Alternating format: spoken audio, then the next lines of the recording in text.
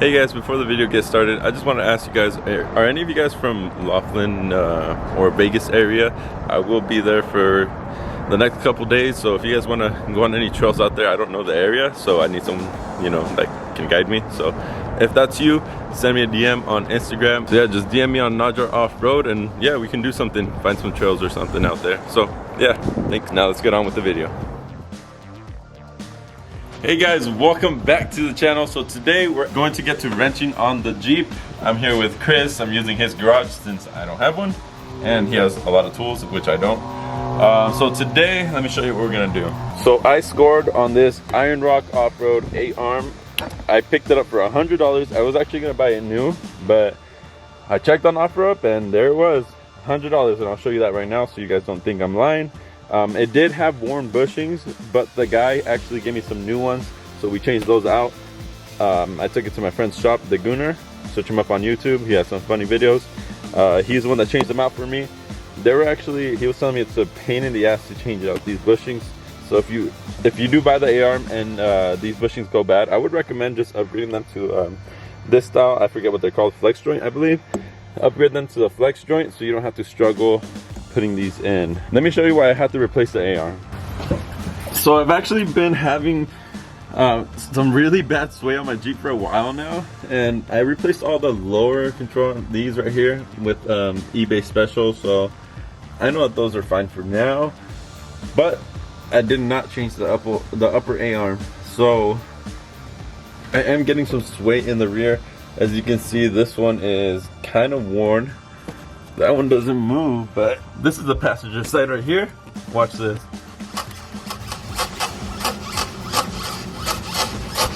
Yeah, it's moving up and down, so that is definitely an issue, and that is why we are changing it out.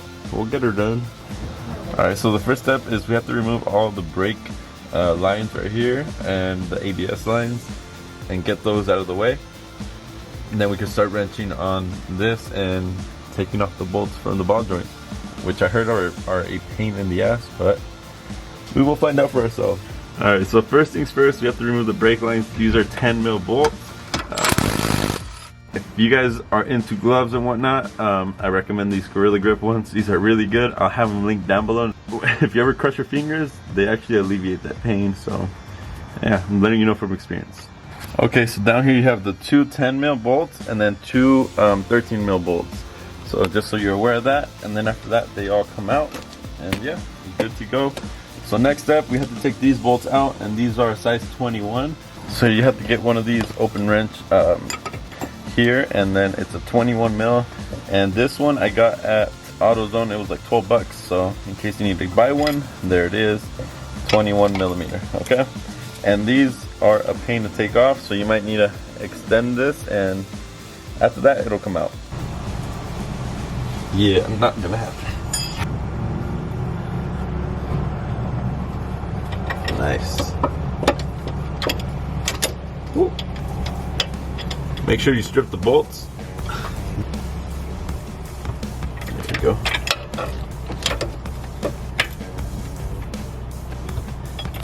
Okay, so I already loosened them up on top here. So I had to use a second one as leverage. Like this, locked in. But after that, they were pretty simple to come off. I would recommend holding it up here. That way it doesn't strip the bolt. And yeah, that'll come off. Also, put a jack stand underneath your diff here so it doesn't twist once you have these off, okay? And yeah, so I'm gonna take these off here. So this one up here for the bushings, it is a 15, and with that it'll come out. So yeah, I'm gonna go ahead and take this out. Alright, be sure to have a friend helping you because your arm will get tired and you need somebody to keep taking them off while you take a break. But we're almost there. Pretty simple, straightforward. Mine, luckily, I don't really have much or any rust at all under here, so my stuff is coming out pretty simple. I did spray some WD-40, but like I said, I don't really have much rust, so everything's coming out smooth. What do you think, Chris? Is it coming out easy? Heck yeah. We need some Capri Sun. I need some Tecate. Alright, we're finally getting to that point where this thing's almost out. 2 of the 3 bolts are loose, correct? 3 of the 3 from the third loose. Oh, 3 of the 3? What? Alright. Chris put in work. He said he can't move his arm now. So I would suggest trying to find the ratcheting version. But yeah, here it is. Damn, look at this ball joint. I don't think it should be moving like that. What do you think? No. Probably not. So let me see. Let me help you out on the taking out the rest of it. I love getting dirt in my eye. Get it out. Okay, you got it? Yeah. You go under this brake line? Okay. She is finally out. So check this out. This one is kind of tight. Yeah, this should not. Y'all see that? It should not be moving by my hand. So there we go. Look at that.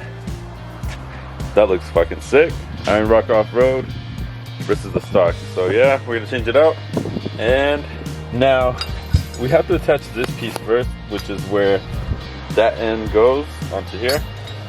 So I did have to buy the hardware because it didn't come with any. I did buy it used, but no big deal. So I was able to find these bolts here. These are 40mm long and they're class 10.9. So class 10.9, what that means is pretty much close to grade 8.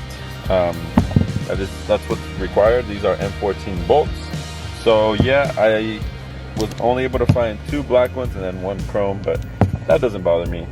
Now on this one, it is 100mm M14 bolt as well, but I could not find this one in grade or class 10.9, grade 8. So I got grade 5 pretty much, which is class 8.8. That'll work for now just to get me on the road while I'm gonna order the right one from online. So just letting you guys know, grade 5, it's not gonna be a permanent thing. It's just for now, just to get me on the road. But these are grade 8, class 10.9. So yeah, let's get this on. We're gonna start with this first, and then we'll put that one on afterwards. But it should be pretty simple install, especially since we don't have like the A-arm covering the ball joint or whatever. So yeah, let's get started. So here is the blue thread locker, and we're gonna add some of that onto these bolts. That way they don't come out, because that would be really bad. Yeah. So yeah, we're gonna put some of that. We're gonna put those on. And since these have like that, the edge right here, I'm not gonna put washers on. It'll be fine with these. So yeah, let's go ahead and do it. Okay, so that just goes on there. I'm just gonna put a couple bolts here, just make sure everything's screwing in how it should. That one is. Blue lock tight on? Not yet. I just want to make sure everything's fitting first. All right, so put some blue Loctite on there, and it should be good to go after that. So we got all these in now. You might have to spray some WD-40 inside the actual threads, just to make it easier for these to go in. But put some blue Loctite on there, and then also after you're done, you're gonna want to do 100 foot-pounds of torque on these bolts. You want them in good. These are for your drive train, so you want them in good. Drive train, is that what it is? Mm-hmm. Yeah. So we got the A-arm in. It was kind of hard. So what we did is we did the screw over there first, and this one here, they're loose, and then we put it into this afterwards. So we have a jack underneath here to try to level it out as we're putting the screw in. It wasn't too bad, but it does require some patience. Right, Chris? Yes. A lot of patience. So it was leaning more to one side, and we used this scraper tool here, and once we put it in, it literally just popped into place. We should have done that from the start, but we didn't think.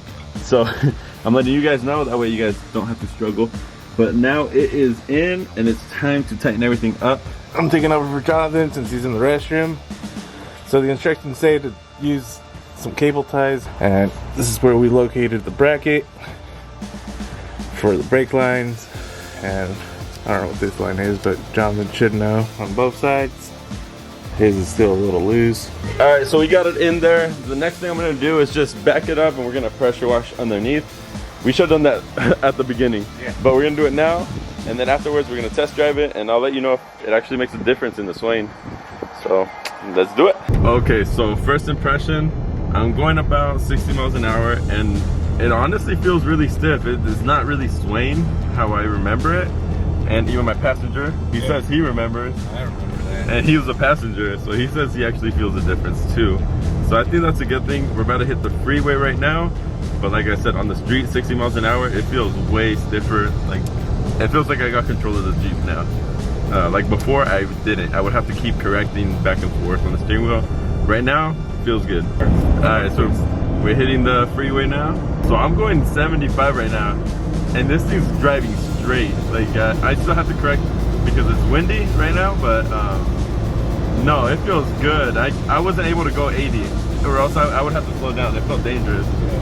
Look at this, it's going straight. So I would 100% recommend this. If your Jeep is swaying, change out the A-arm and maybe the lower controls, check your arms.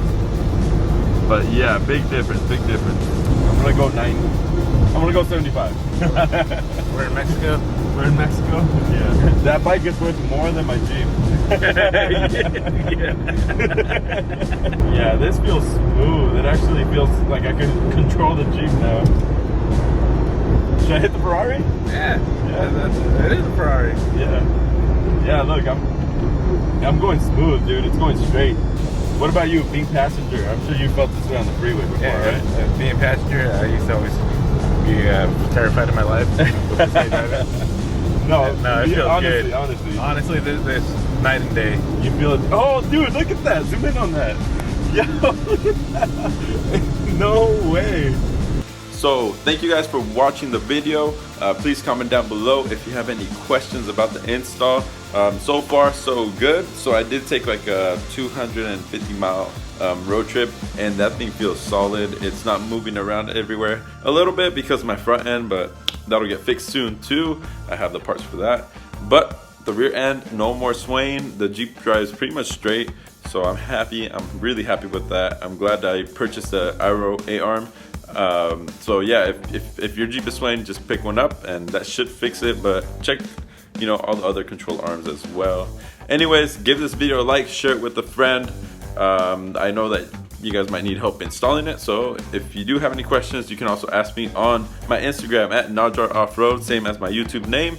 So yeah, check it out. Thanks. See you guys in the next video. Peace.